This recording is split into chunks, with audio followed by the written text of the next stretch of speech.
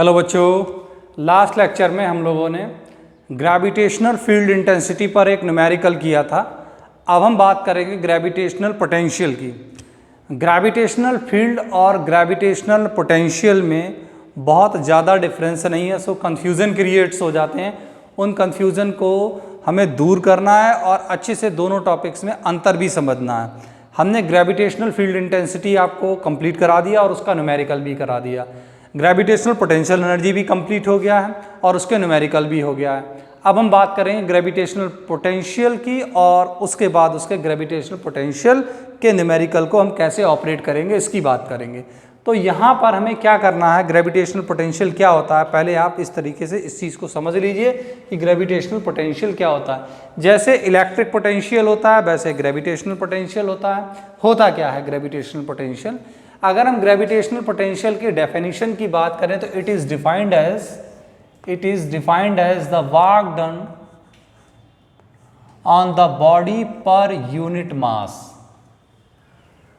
तो work done per unit mass जो होता है वो किसी भी बॉडी का क्या कहलाएगा, पोटेंशियल कहलाएगा। जैसे फॉर एग्जांपल अगर हम किसी बॉडी को इनफाइनाइट से लेकर आ रहे हैं और पी पॉइंट तक लेकर आ रहे हैं और इस बॉडी का अगर मास स्मॉल m है तो इस बॉडी को लाने में हमने पी पॉइंट तक जितना वर्क परफॉर्म किया होगा वो और इस बॉडी के मास का रेशियो अर्थ का ग्रेविटेशनल फील्ड कहलाएगा पॉइंट P पर।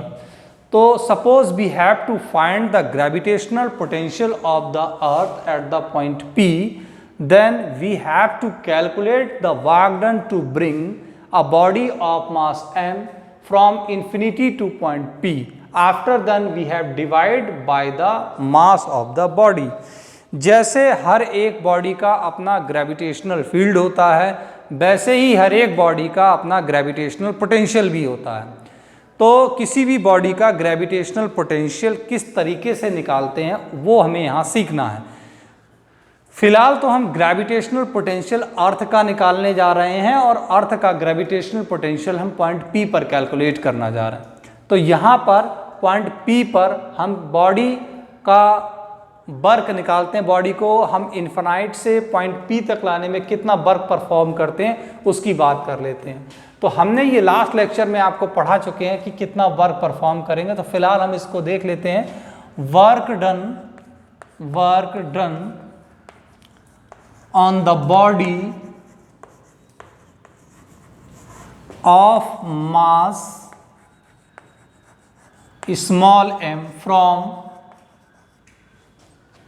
infinity to point P in the gravitational field of अर्थ। तो हम ये कैलकुलेट कर चुके हैं। तो W इजिकॉल्स टू कितना होगा, minus G mass of earth into mass of the body upon earth के सेंटर से पॉइंट P तक का डिस्टेंस जो कि कितना है RE plus H। RE plus H को हम स्मॉल r से भी रिप्लेस कर सकते हैं। That is W equals to बनेगा minus G ME M over R। तो this is the work done on the body to bring from infinity to point P। Now how to calculate the gravitational field at the point P। Point P पर अर्थ का gravitational field निकालने का क्या तरीका है उसको देख लेते हैं। तो gravitational potential of earth at point P, तो it is denoted by Vg, gravitational potential is equals to work done upon mass of the body. The work done on the body is minus G ME M upon small r into M. Then the gravitational potential of the earth is minus G ME over R. This is gravitational potential of the earth at point P. Now here G is constant, mass of the earth is constant and R is variable. So the gravitational potential of the earth is inversely proportional to R. Right? तो ये बात होगी किसकी? Gravitational potential की। अब ये electric field से अलग कैसे है? How it different from the electric field. Electric field electric body का होता है। How to different from the gravitational field. तो ग्रेविटेशनल फील्ड से अलग कैसे? ग्रेविटेशनल फील्ड का अपना एक डायरेक्शन होता है, ग्रेविटेशनल पोटेंशियल का कोई डायरेक्शन नहीं होता है। ग्रेविटेशनल फील्ड इंटेंसिटी एक वेक्टर क्वांटिटी है, तो उसमें वेक्टर रूल लगेंगे, जबकि ग्रेविटेशनल पोटेंशियल जो है वो स्केलर क्वांटिटी है।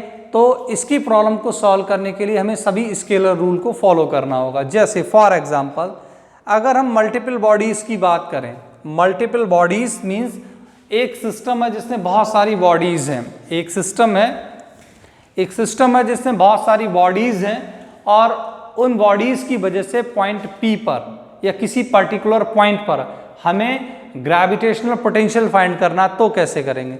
लास्ट लेक्चर में हम ये बात सीख चुके हैं कि मल्टीपल बॉडीज़ की वजह से किसी एक पर्टिकुलर पॉइंट पर ग्रेविटेशनल फील्ड इंटेंसिटी को कैसे फाइंड आउट करते हैं। अब हम सीखेंगे मल्टीपल बॉडीज़ की वजह से किसी पर्टिकुलर पॉइंट पर किस तरीके से हम ग्रेविटेशनल पोटेंशियल को फाइंड आउट करते हैं। तो देखिए क्या तरीका, ये डेरिवेशन है। आई होप सो ये आपको समझ में आ गया होगा। अब बात करते हैं मल्टीपल बॉडीज़ की वजह से किसी पर्टिकुलर पॉइंट पर ग्रेविटेशनल पोटेंशियल कैसे हम फाइंड आउट करेंगे। मान लेते हैं हमारे पास एक सिस्टम है और इस सिस्टम में जो है दो बॉडीज़ हैं। मान लीजिए ये एक सिस्टम है, ये एक मास यहाँ पर हमने बना लिया, ये m1 है, और एक मास हमने यहाँ बना लिया, ये m2 है। ये परपेंडिकुलर बाइसेक्टर हमने ड्रॉ कर लिया और ये पॉइंट P मान लिया हमने। ये वाला साइड पूरा L है और ये वाला साइड भी L है, ये वाला साइड भी क्या है? L है। तो पॉइंट P पर जो ग्रेविटेशनल पोटेंशियल होगा दोनों बॉडीज़ की वजह से वो क्या होगा? तो पॉइंट P पर ग्रेविटेशनल पोटेंशियल क्या होगा? Total gravitational potential of the system is given by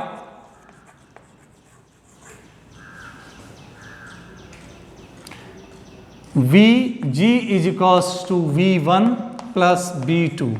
अब V1 कितना होगा? G माइनस का और M1 ओवर कितना? L।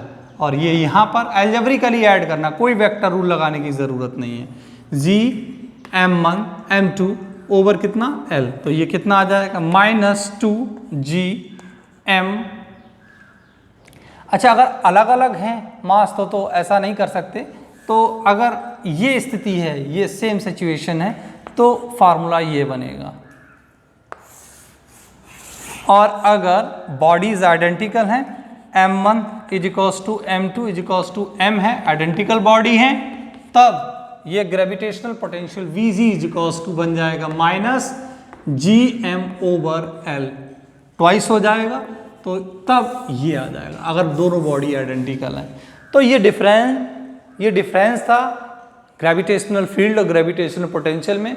तो ग्रेविटेशनल पोटेंशियल की जो प्रॉब्लम होंगी उन्हें आप एल्जेब्रिकली सॉल्व करेंगे, उनमें कोई वेक्टर रूल नहीं लगेगा, जबकि ग्रेविटेशनल फील्ड इंटेंसिटी में वेक्टर रूल लगेगा। सो डियर स्टूडेंट, इसके क्वेश्चन को जब आप सॉल्व करेंगे तो वेक्टर रूल अप्लाई नहीं करेंगे।